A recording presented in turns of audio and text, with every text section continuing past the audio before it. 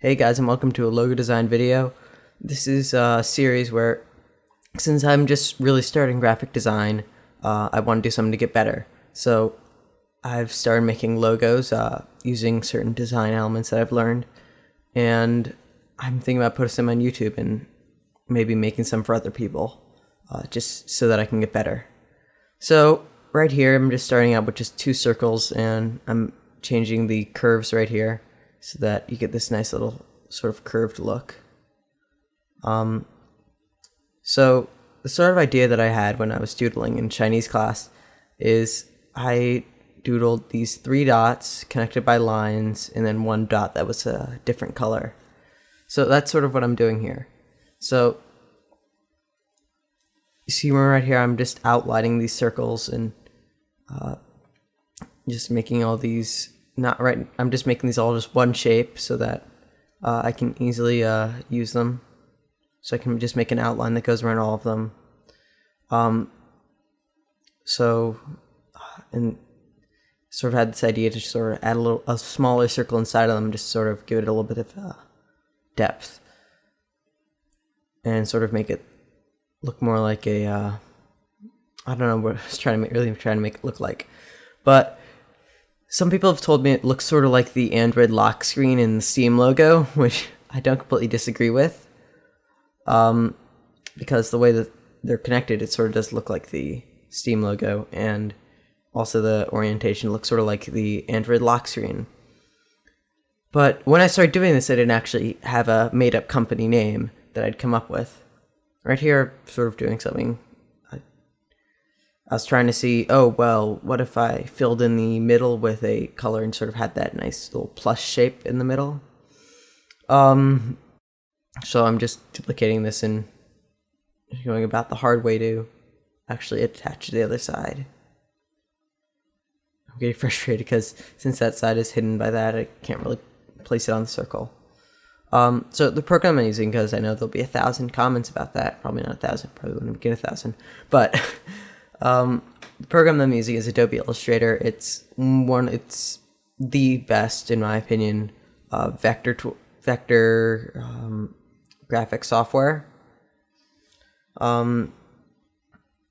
It's also a hard program to learn, but before I started doing this graphic design class that I'm doing in my school, I had a little bit of experience sort of playing around with it. So I decided, well, that idea is not very good. So I'm just going to take this, duplicate it over to the side, and change the colors a little bit so I can sort of show that the logo is, you can change all the colors on the logo and personalize it. I started out with the blue, and I decided green looked much better. So yeah, now I'm sort of experimenting with names. I didn't really like that one. Then I decided, something with own at the end, because I was in a very ownish mood.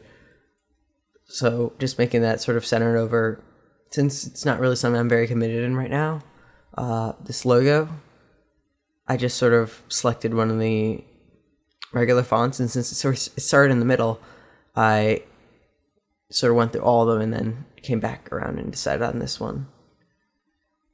So I'm gonna take that and sort of give it a nice background and give it some contrast. I like how this logo ends up because it's very simple. There's only really 3 colors used in each version.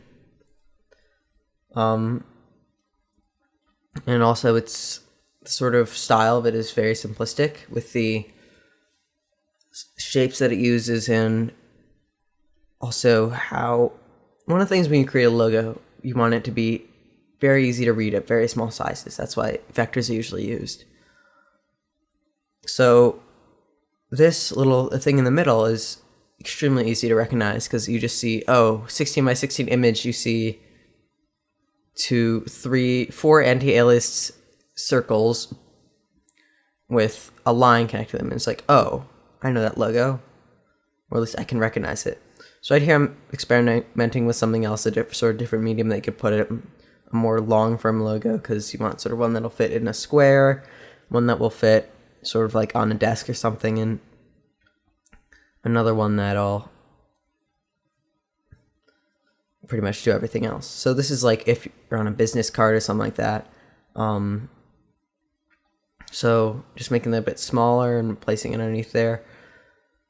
I was experimenting to see, what if I gave us a background, but eventually I just decided it's not a very good idea because, as you can see, that looked pretty terrible. So I'm just gonna revert back to the previous design and change the colors on here, obviously, because, you know, it is the green logo. So just changing the colors here, just making all the strokes green.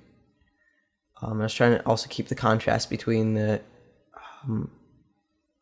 two different colors in the logo, because it's pretty much, I mean, the circle in the middle, it looks sort of alpha on this from this angle, but it really isn't. It's sort of just out there.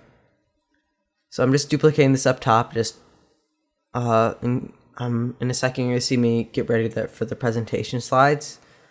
In this recording, because of the program that I was using, the amount of colors that I was able to capture got sort of weird. So the gradients in the background don't look very good, but you'll see that it'll look just fine at the end because I just put on a version. So as you can see, the gradients look terrible, but that'll be fixed in the next video. Excuse me. Well, speaking of the next video, so if any of you have like a company that you have or something that you need a logo for, feel free to just send me a PM telling me what the name of it is, what type of logo you're looking for, and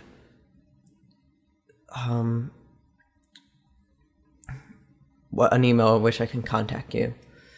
I'm going to be doing this absolutely free because it's me learning how to get better. Maybe if I get a good amount better, I'll start actually charging money for it. But currently I'm just doing it for my own practice.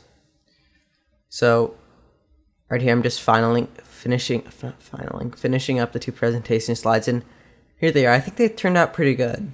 There's the orange one and there's the green one. So thanks for watching.